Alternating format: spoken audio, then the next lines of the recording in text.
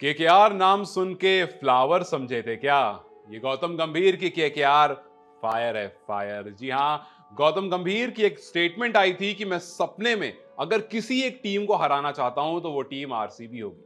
आज खेल डीसी के खिलाफ रहे थे लेकिन फिर से आरसीबी को हरा दिया। एसआरएच का वो रिकॉर्ड नहीं तोड़ पाए 277 का, लेकिन वो 13 साल पुराना रिकॉर्ड जिस पर आरसीबी के फैंस चौड़ में घूमते थे।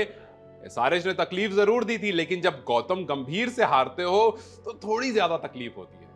गौतम गंभीर सारी प्लानिंग जो है वो एग्जीक्यूशन तब लाते हैं उसका जब कहीं से भी इंडिकेशन उसमें आरसीबी का होता है। आप सोचो, जब पहली बार गौतम गंभीर 2024 में आईपीएल में केकेआर के खेमे में आए थे, तब जो पहला उन्होंने अपने टीम को हडल बना करके बातें कही थी, उसमें पहली लाइन ये थी कि ये केकेआर एक चैंपियन टीम है। ये वो टीम है जिसके पास 2 आईपीएल ट्रॉफीज है, so you guys have to behave like one. और ऐसा लग रहा है कि उस दिन से केकेआर को कुछ तो हो गया है। मतलब मार्च 27 को अभी एसआरएच ने वो हाईएस्ट आईपीएल हिस्ट्री का टोटल रखा। आज बहुत माइन्यूट बारीकी से बच गए, लेकिन अप्रैल 3 को सेकंड हाईएस्ट रख दिया और 272 रन, 20 ओवर में 272 रन डीसी के सामने ठोक दिए। मतलब ये एक चैंपियन टीम ही है जो ऐसा कर सकती है, और खास करके सुनील नारायण।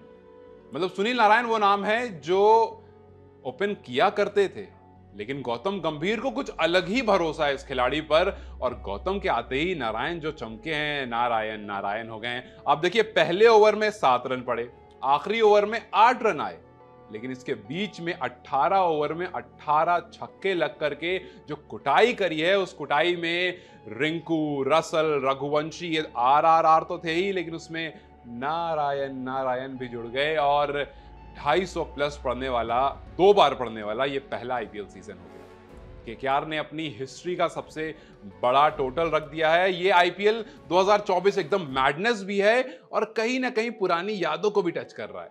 हम देख रहे हैं सुनील नारायण को दोबारा ओपन करते हुए, हम देख रहे हैं एमएस धोनी को बड़े बड़े बाल में आकर के छक्के लगाते हुए, और पिछले सीजन की तरह रिंकू को एक बार फिर से तबाही मचाते हुए। हालांकि रिंकू को अभी तक बहुत ज्यादा मौके नहीं मिले, लेकिन जो मौके मिले हैं फिनिशर वाले, उस पर तो रिंकू बिल्कुल सटीक निशाना लगा रहे हैं, और ऐसा लग रहा है कि वो जोर जोर से कह रहे हैं कि आप ये कह रहे थे ना कि T20 वर्ल्ड कप में जगह नहीं बन पा रही है, रिंकू को रखें तो किसे हटाएं।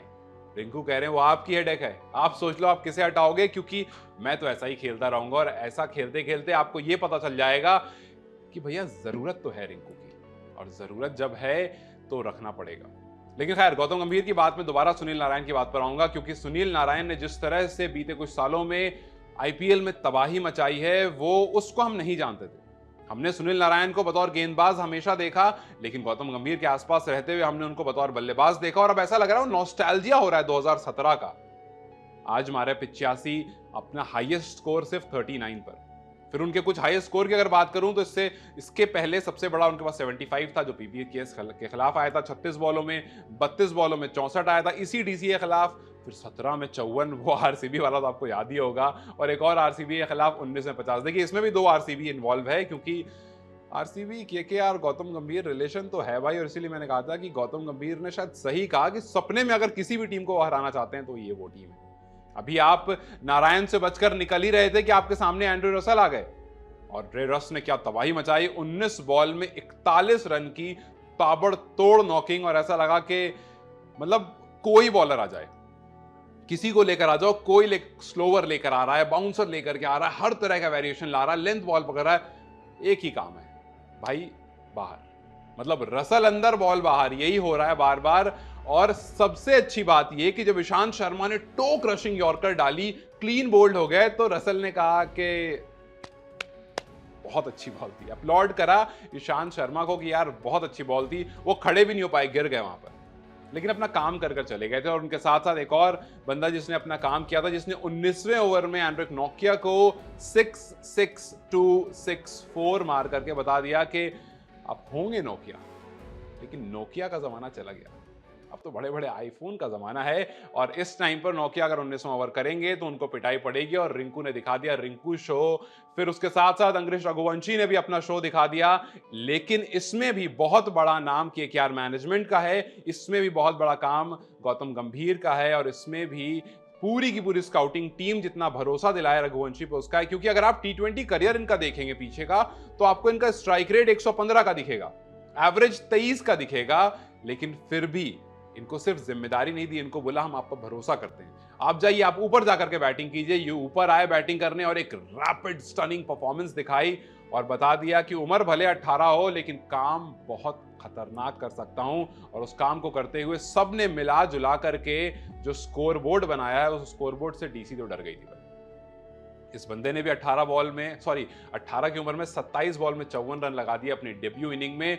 और रसल, रिंकू, रघुवंशी, नारायण सब मिल करके गौतम गंभीर को वेलकम कर दिया एक बार फिर से कि आप आए हैं, आपने बहुत लाजवाब काम करा है, आपने एक को ओपन कराया दोबारा से सुनील नारायण को, आपने रघुवंशी पर भरोसा दिखाया, आपने ड्रे रस और रिंकू सिंह पर भरोसा दिखाया, साथ में भेजा। और आपको पता है कि जब इतनी मजबूत टीम हो तो फिर यार टाइटल ना आए तो मजा नहीं आएगा। अब खैर बस टाइटल का इंतजार है, लेकिन जिस तरह से काम हो रहा है हम ये कह सकते हैं कि गौतम गंभीर को आज सब स्टैंडिंग ओवेशन दे रहे थे।